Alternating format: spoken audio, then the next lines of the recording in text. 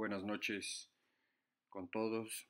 Mi nombre es Javier Salazar Alvarado, soy licenciado en imagenología, soy de Cuenca, Ecuador. Pues muchas gracias a Eviera por hacernos partícipes de esta educación continua. El tema que vamos a compartir ahora es medios de contraste en tomografía, teniendo en cuenta de la utilidad de estos medios. Pues para eso vamos a partir de una definición. Lo que son los medios de contraste, pues son sustancias utilizadas por diferentes vías para hacer visible un órgano o parte del cuerpo, que en su estado natural no puede ser visible, teniendo como condición su inocuidad y su fácil eliminación. Para esto es importante tener la clasificación de los diferentes tipos de medios de contraste, pues siendo así contrastes positivos y contrastes negativos. Pues los positivos a su vez se subdividen en varietados, que son insolubles en agua, y los iodados solubles en agua. A su vez los iodados se subdividen en iónicos y no iónicos. A pesar de esto, pues tenemos que tener en cuenta las características propias de lo que son los contrastes positivos y los contrastes negativos. Las características de los positivos pues tienen una mayor absorción, son reabsorbibles espontáneamente, muy peligrosos inyectados extravascular y tienen dolor local en la zona de inyección. Mientras que los negativos son fáciles de manejar, reabsorbibles espontáneamente y peligrosos al inyectar intravascularmente. Para esto tenemos que tener en cuenta las diferentes presentaciones y concentraciones de los medios de contraste, pues siendo así que tenemos de diferentes concentraciones, pues no, la utilidad pues se va a dar dependiendo del estudio que vamos a realizar, las necesidades hospitalarias o de los centros de imágenes que disponen estos insumos. Pues tenemos presentaciones de 300, pues tenemos de 320, tenemos de 350, tenemos concentraciones de 370, siendo así unos que vienen su presentación en frascos o sus presentaciones de jeringas precargadas o prellenadas, siendo de mucha utilidad estos ya que nos evitan mucho estar en contacto con sacando las cantidades de medios de contraste necesarias para los frascos, y así evitamos una contaminación que puede ser un factor importante el momento que estamos con los mismos para los pacientes. Acá tenemos otro ejemplo de presentaciones de concentraciones. Pues igual tenemos un medio de contraste que es la gastrografina, que es el ZK, del ZGAS, que nos sirven mucho como medios de contraste oral. No se diga así el agua, que hoy en día se lo está dando mucha utilidad. Pues para la administración de todos estos medios de contraste hay que tener en cuenta ciertos parámetros, ¿no? Como la seguridad en la administración de medios de contraste. Pues para esto tenemos que tener una vía segura, ¿no? Deben de tener su fecha de caducidad, deben de estar a temperatura ambiente, preferiblemente se deben de conservar en un lugar oscuro, sin luz, y no deben de mezclarse medios de contraste con otra medicación. Una vez abierto el frasco, pues hay que desecharlo en las 24 horas.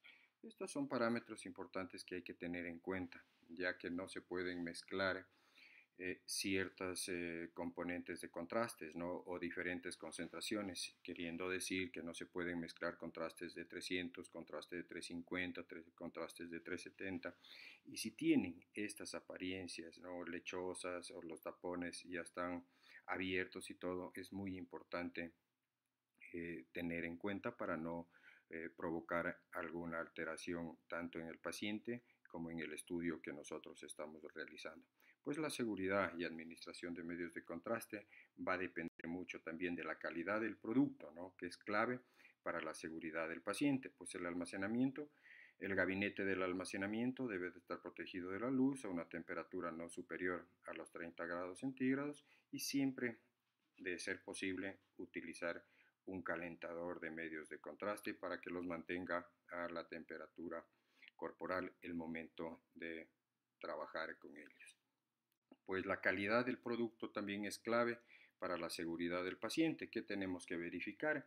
La fecha de caducidad del mismo, la integridad del recipiente y la que esté libre de soluciones de partículas, pues no partículas flotantes o que estén sedimentados o que tenga ya una apariencia lechosa, ojo, estos medios de contraste no se los puede utilizar para estudios radiológicos, no se diga para estudios tomográficos. La calidad del producto es clave, ¿no? En el caso de la seguridad del paciente, pues la manipulación del mismo, hay que evitar perforar muchas veces el tapón, ya que esto permite que caigan partículas dentro del contraste y así nos pueda dar alguna alteración en el estudio o en el momento de la administración. No reutilizar el producto sobrante, ¿sí? Y tener técnicas de asepsia adecuadas. ¿Qué quiere decir esto? Pues no podemos, que nos sobró una cantidad X de medios de contraste, lo podemos mezclar con otro frasco que esté sellado, no podemos administrar al paciente para nosotros poder trabajar con mucha seguridad y tener la disposición en sí y saber con qué material mismo estamos trabajando. Esto suele suceder el momento que se entregan las guardias o los cambios de turno y todo, que se nos queda un frasco abierto de medios de contraste, puede venir el compañero o el colega del otro turno y puede encontrar eso y lo puede utilizar, ¿no? Lo puede decir, bueno, pues, pero no se sabe a ciencia cierta qué tiempo estuvo el contraste abierto, qué concentración es de medio de contraste. Entonces, siempre estos parámetros hay que darles mucho valor para así trabajar y hacer un examen seguro y más que nada brindándole mucha seguridad al paciente. Pues hoy en día siempre la pregunta se nos hace, ¿no? ¿Qué función cumplen los medios de contraste? ¿Por qué utilizamos medios de contraste en tomografía? ¿Qué medio de contraste voy a utilizar para obtener las diferentes fases que necesitamos, ¿no? Si utilizamos un contraste oral, si necesitamos un solo contraste venoso, si vamos a utilizar agua como medio de contraste. ¿Y qué función cumplen los medios de contraste? La razón de esto es de que se utilizan medios de contraste en tomografía, pues para una resolución baja cuando tenemos una resolución baja de contraste, ¿sí? Como estamos observando en las imágenes, la funcionalidad intra y extracelular y para la caracterización de lesiones de origen vascular o lesiones captantes de contraste que nos permitan determinar las diferentes estructuras a las diferentes unidades Hansfield. Si es que esa patología o lo que nosotros estamos observando refuerza al medio de contraste, con cuánto refuerza al medio de contraste en las diferentes fases y la utilidad de saber en qué tiempo se está lavando el medio de contraste. Pues dentro de los estudios en tomografía, pues tenemos que tener en cuenta que son procedimientos no invasivos, tienen alta sensibilidad y siempre tenemos adquisiciones menores a 15 a 20 segundos. Hoy en día con los equipos que nos permiten cortes de 16, de 64 cortes, de 128 canales y todo, pues los estudios son muy rápidos. Eso nos hace tener en cuenta que vamos a utilizar menor volumen de medios de contraste, ¿no? Al paciente se lo va a trabajar de acuerdo a su peso, ¿sí? Y al estudio que vamos a realizar, las diferentes fases que nosotros vamos a obtener y nos van a permitir unas buenas reconstrucciones 3D isotrópicas. Pues los volúmenes de contraste necesarios, esto hay que tener en cuenta que el volumen del medio de contraste es igual al flujo de inyección por el tiempo de delay de exploración, ¿sí? Pudiéndose utilizar de 0.8 a 1.2 ml por kilogramo de peso para opacificaciones superiores a 250 unidades Hansfield, ¿sí? Con un caudal, ¿sí? De 4 a 5 ml por segundo. También tenemos que tener en cuenta que la disminución de los volúmenes de medios de contraste hoy en día es de 17.6% con equipos de 16 a 64 canales. Este es un factor importante que siempre tenemos que valorar con el equipo que estamos trabajando, las características del equipo, los factores técnicos que nosotros estamos manipulando, pues como pueden ser el espesor de corte, el grosor de corte, el pitch, que son factores muy importantes que nosotros los podemos modificar para cada paciente o para cada fase que nosotros necesitamos realizar. Pero eso no quiere decir que también hay que considerar que hay una pérdida siempre de medios de contraste de 8 a 10 ml de medio de contraste por cada técnica de inyección estándar.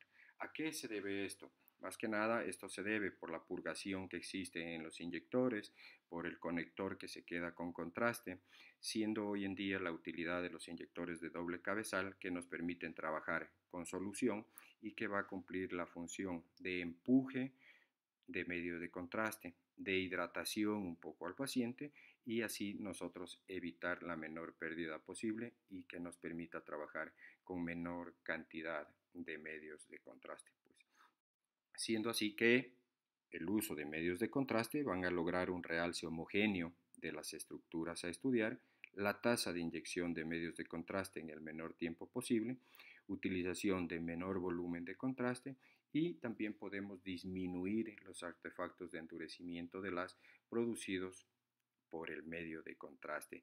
Para esto va a depender mucho también la vía que nosotros estamos utilizando, pues por lo regular se utiliza una vía antecubital derecha con catlón o vasocan número 18 o número 20, dependiendo la presión que nosotros vamos a utilizar para poder evitar todo este tipo de artefactos y tener en cuenta el sistema circulatorio por donde va a fluir el medio de contraste y las estructuras que nosotros necesitamos opacificar. Siempre tendremos en cuenta que vamos a tener un realce homogéneo. ¿Cómo vamos a obtener un realce homogéneo? Pues siempre debemos de trabajar con insumos adecuados de cada inyector que tenga un sistema de válvula check, ¿sí? Donde nos permita regular tanto el paso de contraste por la línea A, que sería la línea del medios de contraste, y la línea B, que sería el paso de solución. No así, esto es una muestra de una contaminación de medios de contraste hacia la jeringa de solución, ¿sí? Y nosotros podemos opacificar y tenemos que tener en cuenta que tanto en las diferentes fases que vamos a hacer la adquisición de imágenes, pues tenemos que tener un realce homogéneo en toda la estructura vascular o en la zona de interés que debe de ser muy homogéneo. ¿Qué factores influyen en el realce de medios de contraste? Pues siempre tenemos que tener en cuenta que estamos con pacientes. El paciente, dentro de los factores de los pacientes, incluyen los órganos a estudiar, el diagnóstico específico, el tamaño del paciente. Pues para esto he puesto unos gráficos de comparación de flujos de inyección. Pues como ven aquí tenemos un ejemplo del día 1 que es 320 miligramos por mililitro, 100 ml, 4 ml por segundo.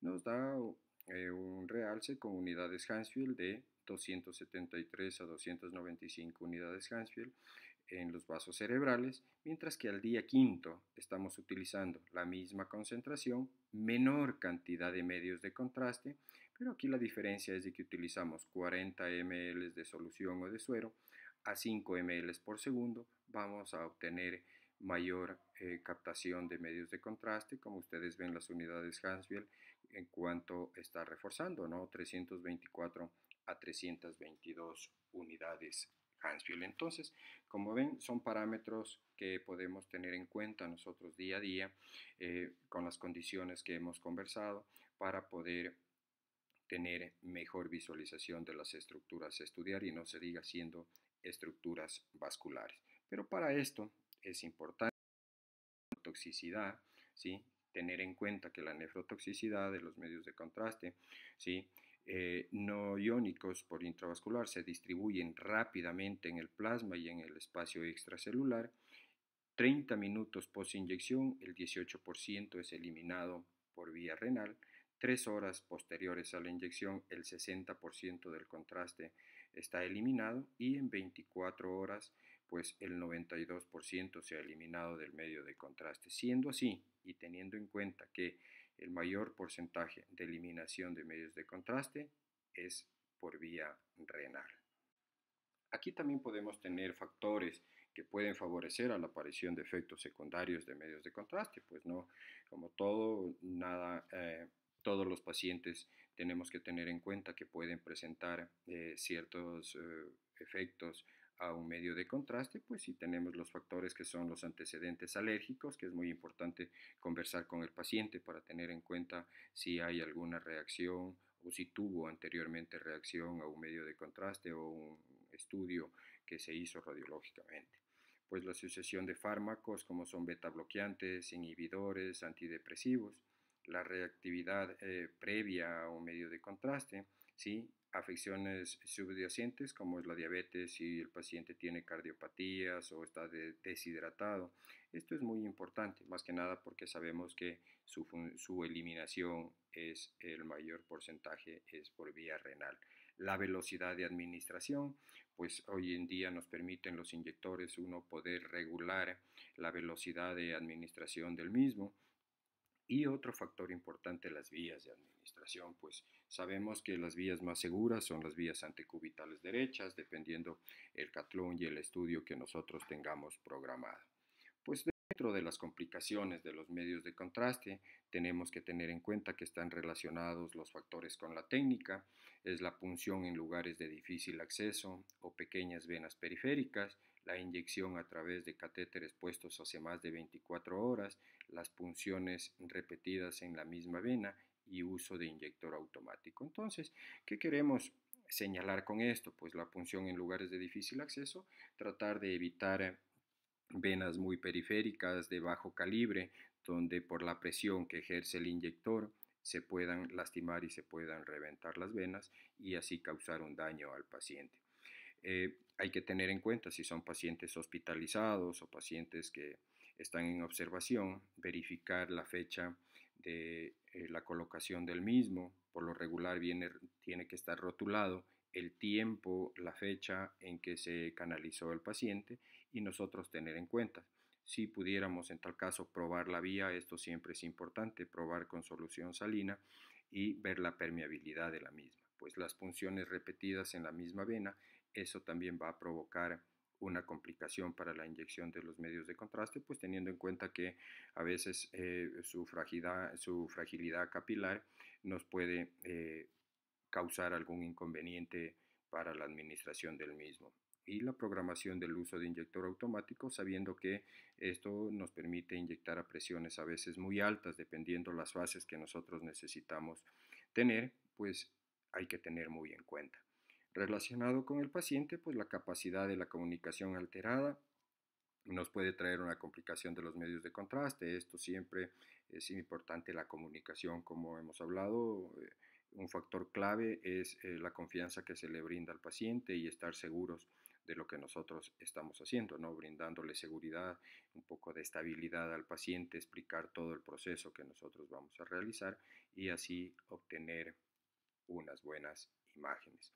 Venas frágiles o dañadas, esto siempre hay que hacer una valoración previa de las vías que nosotros vamos a utilizar para proceder a hacer el examen, la historia de enfermedades vasculares periféricas del paciente y pacientes debilitados, ¿no? Con sus masas musculares escasas, atrofia de tejido celular subcutáneo. Entonces, es una valoración previa que nosotros debemos de realizar. Pues aquí hemos puesto unos ejemplos de infiltración o extravasaciones que las hemos dividido por infiltración o extravasación leve y grave, ¿no? Teniendo que las leves pueden provocar dolor o quemazón en el sitio de inyección, edema local y eritema. En otros casos pueden ser asintomáticos y diagnosticarse por la ausencia de contraste en las imágenes y los síntomas suelen resolverse en 24 o 48 horas.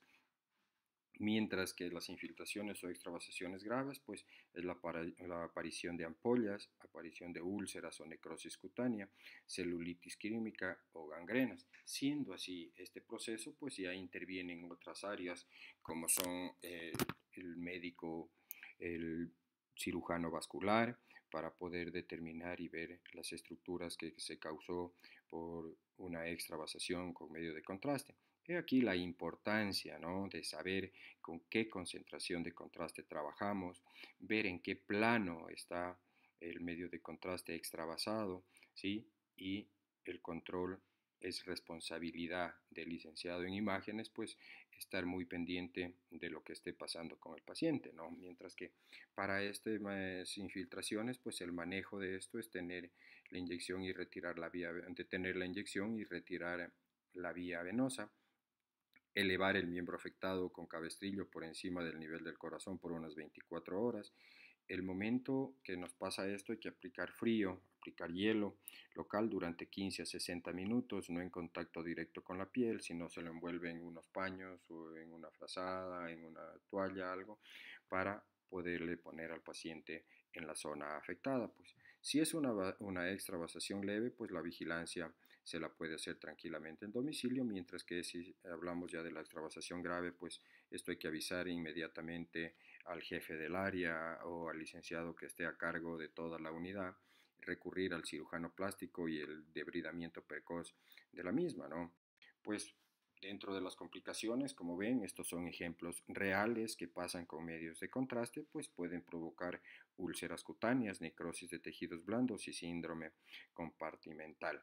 Para esto es muy importante realizar unas placas API lateral para saber en dónde encontramos, en qué planos encontramos el medio de contraste, dónde están ubicados, apoyarnos por medio de ecografía con el médico radiólogo para saber si está en un plano superficial, en un plano profundo, para dónde se distribuyó el medio de contraste y de esa manera poder dar el tratamiento adecuado de las mismas. Tenemos que tener en cuenta que esto es una complicación que se puede presentar por movimiento del brazo, falló el momento de la inyección, ¿no? Se puede haber obstruido también el catlón o no estuvimos en una vía segura para nosotros poder provocar esta extravasación de medios de contraste. Tenemos que tener en cuenta que la bioseguridad y los medios de contraste pues tenemos principios universales, ¿no? Que todo paciente debe ser asumido como portador de un agente infeccioso, ¿sí? Y debemos siempre de utilizar barreras protectoras, pues no disminuir o evitar el contacto con líquidos o materiales potencialmente infectados. Los objetivos de los mismos, pues contribuir a la construcción de una cultura de trabajo dentro del ambiente hospitalario por parte del equipo de salud. Nos referimos a siempre el trabajo en equipo, a la comunicación interprofesional con los compañeros del área, ¿no? Si estamos en algún inconveniente, es importante trabajar en equipo, ¿no? Saber qué pasó, qué ocurrió durante el examen, ¿sí?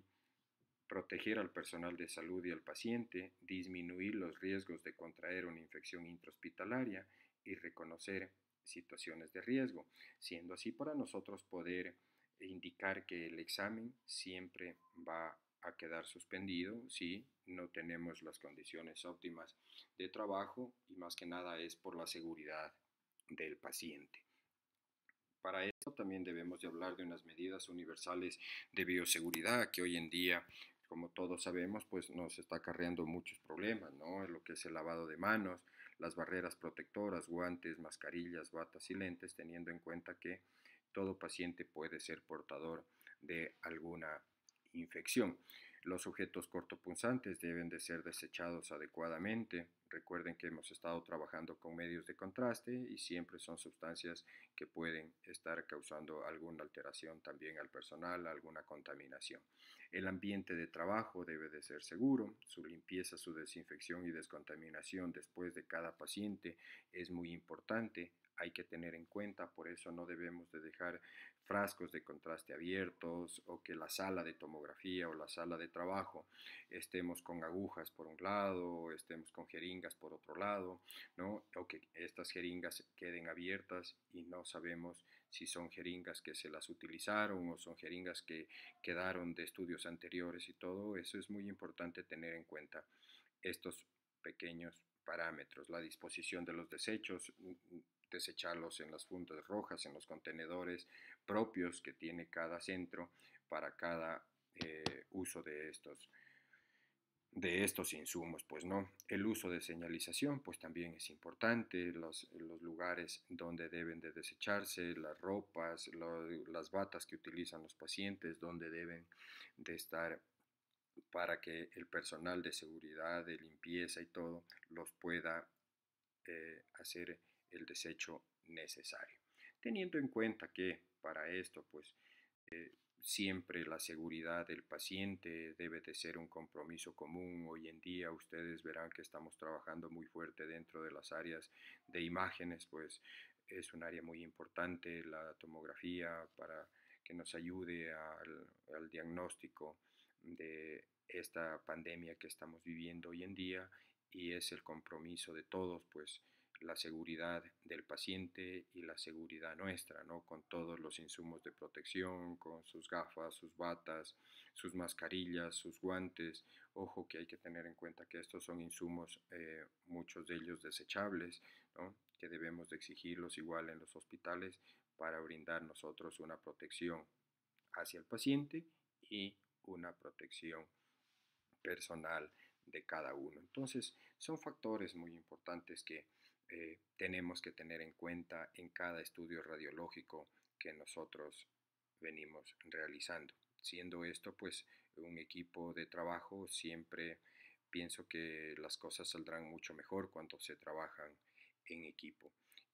Y no me queda otra que agradecerles por su atención, ¿sí? Y tener en cuenta que esta emergencia sanitaria COVID-19 podemos frenarla todos. Pues muchas gracias a ustedes, los que pueden estar en casa, que lo hagan, de esa manera nos están ayudando mucho, ¿sí? Un abrazo a todos, un gusto, y cualquier inquietud tienen mis contactos, mis datos, que con gusto los estaré atendiendo. Muchas gracias.